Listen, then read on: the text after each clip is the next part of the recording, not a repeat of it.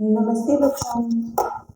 आज हम class 12th के कुछ न्यूमेरिकल क्वेश्चन पढ़ने वाले हैं जो मांग की कीमत लोच पर आधारित होने वाले हैं।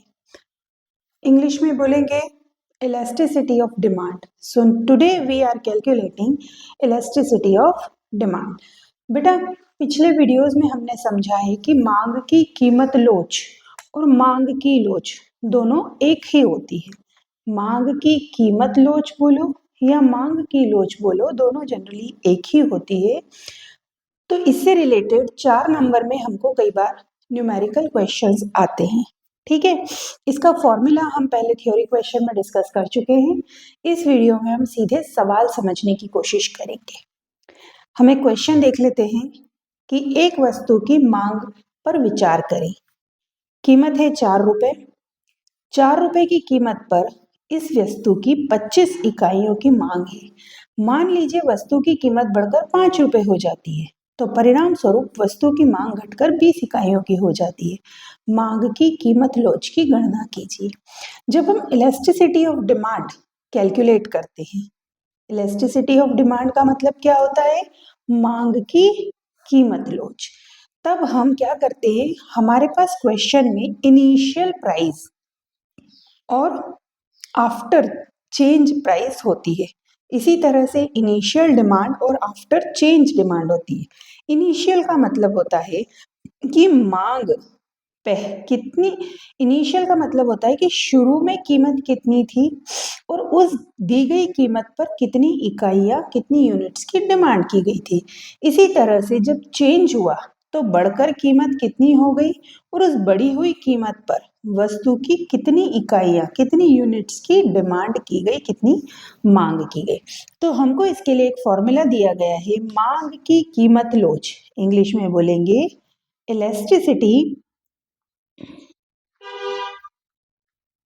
Elasticity of demand.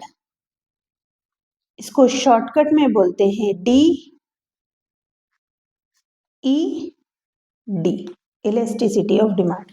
फॉर्मूला होता है delta Q by delta P multiplied by P by Q. Delta का मतलब होता है चेंज, मतलब बदलकर कितनी हुई। पी का मतलब है यहाँ पर प्राइस और क्यू का मतलब है क्वांटिटी।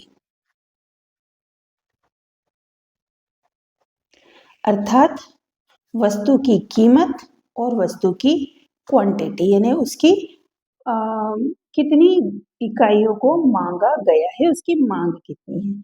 हम सबसे पहले निकालते हैं डेल्टा क्यू। डेल्टा क्यू निकालने के लिए क्या करते हैं, पहले जितनी क्वांटिटी थी एक नंबर पे, पहले चेंज आने के पहले वस्तु की 25 इकाइयां मांगी गई थी। Q2 का मतलब होता है कि चेंज होने के बाद, बदलने के बाद, वस्तु की कीमत बदलने के बाद अब उसकी कितनी इकाइयां मांगी गई है। तो यहाँ प्रश्न में पहले जब चेंज नहीं हुआ था तो 25 इकाइयां मांगी गई थी और चेंज होने के बाद 20 इकाइयां मांगी गई। जब कीमत 4 रुपए थी, जब कीमत 4 रुपए थी पहले वाली कीमत, और कीमत बढ़कर कितनी हो गई, 5 रुपए। तो पहले वाली कीमत जो थी उस कीमत में से हम क्या कर देते हैं, बाद वाली कीमत को घटा देते हैं। इसी तरह से पहले मांगी गई क्वांटिटी में से बाद में मांगी गई क्वांटिटी को घटा देते हैं। तो हमारे पास क्या मिला, यहाँ 5 का अंतर आया और यहाँ 1 रुपए का अंतर आया। क्वेश्चन में हम कह देते हैं कि जब कीमत में 1 रुपए का परिवर्तन आता है तो मांग में 5 यूनिट्स, 5 इकाइयों का परिवर्तन आता है। जब रुपए में 1 यूनिट का अंतर आता है तो मांग में 5 यूनिट का अंतर आ जाता है। चलिए आगे देखते हैं अब क्या इफेक्ट आता है। अब इफेक्ट आता है हमारा फॉर्मूला। हम लिखेंगे ईडी बराबर delta Q divided by delta P multiplied by P by Q. फॉर्मूले में वैल्यूज पुट करेंगे। डेल्टा का मतलब होता है चेंज, क्वांटिटी में कितना चेंज आया, 5 यूनिट का। प्राइस में कितना चेंज आया, 1 यूनिट का। ठीक है, पहले कितनी कीमत थी, पहले थी कीमत 4 रुपए और पहले कितनी क्वांटिटी मांगी गई थी पहली बार में? 25 रुपए की। ठीक है, पी और क्यू का मतलब होता है पहले वाली प्राइस और पहले वाले क्वांटिटी। चलिए इसको काट लेते हैं हम।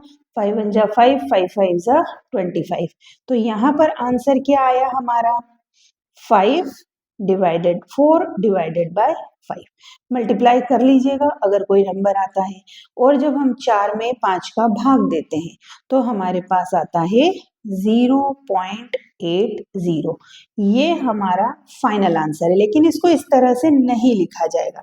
फाइनल आंसर को इस तरह से नहीं लिखाएगा। तो समझते हैं हम फाइनल आंसर को किस तरीके से लिखेंगे। हमारे पास फाइनल आंसर लिखने का तरीका है ED answer is equals to ED elasticity of demand, अर्थात मांग की कीमत लोच कितनी है? 0.80। ये जो वैल्यू है 0.80, ये क्या है? छोटी है 1 से। ये छोटी है 1 से। जब ये 1 से कम होती है तो ये कम लोचदार मांग मानी जाती है। इसको हम बोलते हैं कम लोचदार मांग। कम लोचदार को इंग्लिश में बोलते हैं लेस इलास्टिक डिमांड। ध्यान रखना, डिमांड 3 तरीके से काम करती है। कभी कभी जो हमारी ईडी है वो 1 के बराबर होती है, तो ये यूनिटरी इलास्टिक। 1 का नाम मतलब होता है यूनिट। यूनिटरी इलास्टिक इसे कहा जाता है। लेकिन जब ये 1 से छोटी हो तो ये कम इलास्टिक है, लेस इलास्टिक है, कम लोचदार मांग है। लेकिन अगर ये 1 से बड़ी हो तो इसे अधिक लोचदार मांग माना जाता है। चलिए एक काम करते हैं, एक प्रश्न और समझते हैं। और अगर आपको प्रश्नों में कोई समस्या आती है तो बच्चों एक काम करिएगा कि आप मैसेज डाल दीजिएगा, आप चैट बॉक्स में एक कमेंट कर दीजिएगा आपको समझ में आया या नहीं आया, या कौन सी चीज समझ में नहीं आई, तो मैं उसको वहीं पर आंसर कर दूंगी। ठीक है, अब इस क्वेश्चन को देखते हैं। इसमें क्या दिया है? 5 रुपए की कीमत पर इस वस्तु की 15 इकाइयों की मांग की गई है। कीमत कितनी है? 5 रुपए। जब पहले 5 रुपए कीमत थी तो 15 इकाइयों की मांग हुई। मान लेते हैं वस्तु की कीमत घटकर कितनी हो गई? 7 रुपए। वस्तु की कीमत घटकर कितनी हो गई? 7 रुपए। तो 10 इकाइयां मांगी गई। ध्यान रखना, मांग का नियम क्या कहता है?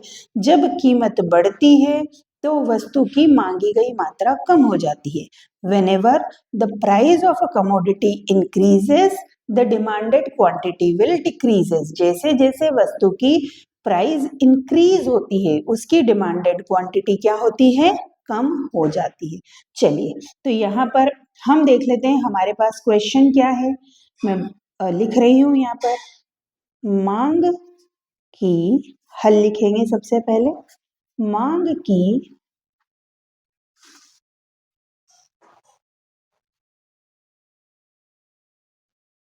कीमत लोच बराबर delta Q divided by delta P multiplied by P by Q. Delta का मतलब होता है चेंज। चलिए निकालते हैं डेल्टा क्यू। चेंज कितना हुआ? पहले इनिशियल क्वांटिटी, पहले क्या लिखेंगे? Q1 माइनस करेंगे Q2। Q1 क्या है? पहले वाली क्वांटिटी, और ये है बाद वाली क्वांटिटी। पहले थी 15 इकाइयां, बाद में हो गई 10 इकाइयां। तो अंतर कितने का आया? 5 इकाइयों का अंतर आया। अब हम निकालेंगे डेल्टा पी, यानी पुरानी वाली प्राइस में से नई वाली प्राइस को हम क्या करेंगे? घटा देंगे। पुरानी प्राइस थी 5 रुपए, नई प्राइस है 10 रुपए, अर्थात चेंज कितने का आया? 10 रुपए का और 5 रुपए का। पहले वाली कीमत कितनी है? 5 रुपए, और पहले वाली क्वांटिटी कितनी है? 15 यूनिट्स। ठीक है, ये है हमारी यूनिट्स। अब फॉर्मूला लिख लेते हैं वापस से। हमने यहाँ लिखा हुआ है P Q by P one. P Q कितना आया हमारा? 5। हमारा क्यू कितना आया? डेल्टा क्यू 5, डेल्टा पी आया, डेल्टा पी कितना आया था हमारा 5 रुपए, ये भी कितना आया हमारा 5 रुपए। माफ करना, मैंने यहाँ पर इनिशियल प्राइस को 10 रुपए लिखा है, ये 7 रुपए है, तो हमारा अंतर कितने का आया 2 रुपए का। हमारा अंतर कितने का आया 2 रुपए का। 10 वस्तुएं थी, मैंने 10 वस्तुओं को प्राइस में लिख लिया था, माफी मांगूंगी इसके लिए। चलिए उसके बाद फिर पहले वाली प्राइस थी 5 रुपए और पहले वाली क्वांटिटी थी 15। हम काट देते हैं, 5 1 जा 5, 5 3 जा 15 और यहाँ पर हमारा फाइनल आंसर आता है 5/6। ठीक है, पहले कितनी कीमत थी 5 रुपए की, बाद में कितनी कीमत हो गई 7 रुपए की, है ना, तो घटकर आया 2। पहले कीमत थी, पहले वस्तु की मांगी गई मात्रा थी 15, बाद में 10, तो अंतर आया 2, 5/6। अब हम 5 को भाग दे देंगे 6 से, आप रफ वर्क बना लीजिएगा। 0 लगा के पॉइंट लगाया, 0 बढ़ाया, कितना आया 5 9 जा 54, नहीं 8 टाइम्स आएगा 48। यहाँ पर आया 2, 0 लगाया, 8 के बाद आ गया 3 टाइम्स 18, फिर से 2 और ये बढ़ता जाएगा, तो हमारा फाइनल आंसर आएगा 0.83। अब ये जो 0.83 है बच्चों, ये भी क्या है, आंसर में हम लिखेंगे elasticity of demand is equals to 0.83। ये भी क्या है, 1 रुपए से छोटी है, 1 से छोटी है, तो ये भी क्या है, कम लोचदार मांग।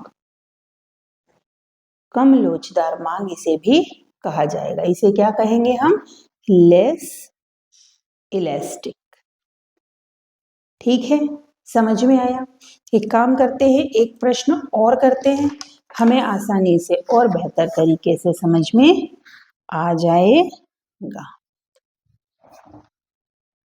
चलिए, अब यहाँ पर क्या है, मैं डायरेक्ट फॉर्मूला लिख रही हूं, मैं ED is equals to delta Q by delta P multiplied by P by Q, multiplied by P by Q। ठीक है, देख लेते हैं डेल्टा Q कैसे आया। आप अगर समय कम हो तो परीक्षा में इस तरह से भी बात कर सकते हैं, 10 रुपए की कीमत है, 1000 वस्तुएं मांगी गई है, 6 रुपए कीमत होने पर 2000 वस्तुएं मांगी गई। यहाँ पर उल्टा हो रहा है, पहले कीमत ज्यादा थी, बाद में कीमत कम हो गई, इसी तरह वस्तु की इकाइयां भी बढ़ गई हैं। हम डायरेक्ट भी कर सकते हैं, कैसे कर सकते हैं, मैंने यहाँ लिखा 2000 unit minus 1000 divided by 10 minus 6, उल्टा लिखना था मुझे, 1000 माइनस 2000 गुणित पहले वाली प्राइस और पहले वाली इकाइयां। ठीक है, पहले वाली प्राइस और पहले वाली इकाइयां। ठीक, चलिए आगे बढ़ते हैं। क्या हुआ, अंतर आया 1000 का, हमने डिवाइड करा, यहाँ अंतर आया 4 का, ये था 10, ये था 1000। 1000 से 1000 कट गया, इसको हम 2 से काटेंगे, 2 एकम 2, 2 पंजे 10, 5/2। भाग देने पर आया 2.5, भाग देने पर क्या आया 2.5। अब हमारा आंसर फाइनल क्या हो जाएगा, हम लिखेंगे answer is equals to ED is equals to 2.5, ये 1 से बड़ी है, तो यहाँ क्या हुआ, ज्यादा लोचदार मांग। क्या हो जाएगा, ज्यादा लोचदार मांग।